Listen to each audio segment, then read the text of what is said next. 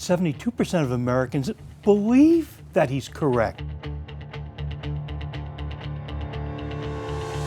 Do you remember a time a homemade apple pie, big cars, and baseball? You know, when we used to work together.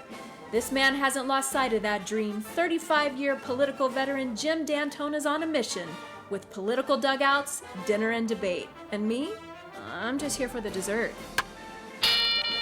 Hi guys, welcome to the Political Dugouts Dinner and Debate. And a great Italian restaurant, Viva la Pasta. I think the one thing Steve and I, before we get into this, can certainly agree on is Viva la Pasta has great Italian food. We probably should introduce who Steve is, right? I think we should. Let's do that. Steve Frank, thank you so much for joining us. Prominent Republican consultant since the 60s. You've been politically active since the 1960s.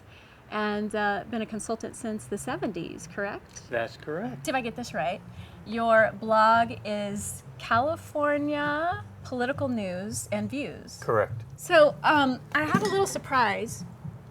And those of you that are cat owners understand that if you try to get your cat not to do something, like jump on the counter, you don't hit a cat. You spray them with water. So if you guys run over your time, I'm going to spray you. Now I'm going to be waterboarded? You are. Yeah. So, here we go. First question.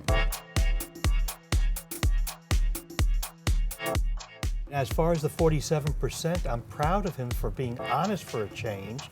Politicians aren't like that because 72% of Americans believe that he's correct, that there are people who are getting benefits and don't have any responsibilities of paying taxes. So once people start paying taxes, maybe they won't be as irresponsible to vote for people like Obama. I think the biggest reason that someone like Mitt Romney is not at all attractive to the Ohio folks, it's close enough, but certainly not going to win Ohio, is because really there's a lot of jobs that have left Ohio. There really are blue-collar, working-class people who really just don't identify with the people that Mitt Romney's identifying with, the middle class. Oh, I almost got to use it. Darn. Okay, ready? Wait, got time, and go. 30 seconds. It is so great that Obama's looking out after the workers. That's why he just had 1,300 coal miners fired in Ohio, in Pennsylvania, West Virginia.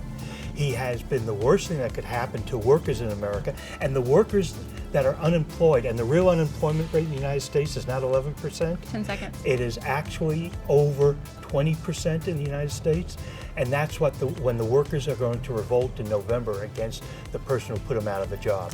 Oh, I almost got to use it. All right, Jim, go. Your numbers, I think everybody can play tricks with numbers. The bottom line is Obama's health care program, which the Republicans love to hit, Romney always loves to hit, is the very program that helps the middle class to poor in this country. And that needs to stay there. And the one thing you can't outsource in this country is medical help and so forth. 10 seconds. People come to this country and we keep jobs by having that. So Obamacare is working. Do I think it's perfect? No, but I think it needs to stay, and I think that has helped everyone. I get to choose who wins the debate, and basically the premise of the show is whoever wins the debate gets the cannoli, and sometimes we replace cannoli with just good old-fashioned dessert, because sometimes we don't have cannoli. So, I would add something, but because you guys weren't talking about anyone from the Green Party or Independent Party, I have absolutely nothing to add. Well, you know that they've been taken off the ballot in California. Yes. Thanks to Arnold Schwarzenegger and the Democrats, the Green Party, the Peace and Freedom Party, have been outlawed in the state for the November election. I think it's terrible. I think it's against free elections. You just totally won me over by that last statement. Paul, why don't we award Mr. Frank the... He's my good friend, so I'm going to give him, I'd love for him to have the dessert. Nice. Spumoni, politicaldugout.com. Be sure to subscribe. Now subscribe to this because there's great shows coming up. Steve's coming back, and since he's a foodie, we may even allow him to pick the next restaurant where we shoot at. Yeah, nice. And then, of course, he can treat me to a nice steak dinner. I don't think they allow Democrats over everywhere. Well, you know what? That's a good point. I never thought about that. See, he eats only at Republican restaurants. Right. Thanks, guys, for joining us. We appreciate it. Bon appetit.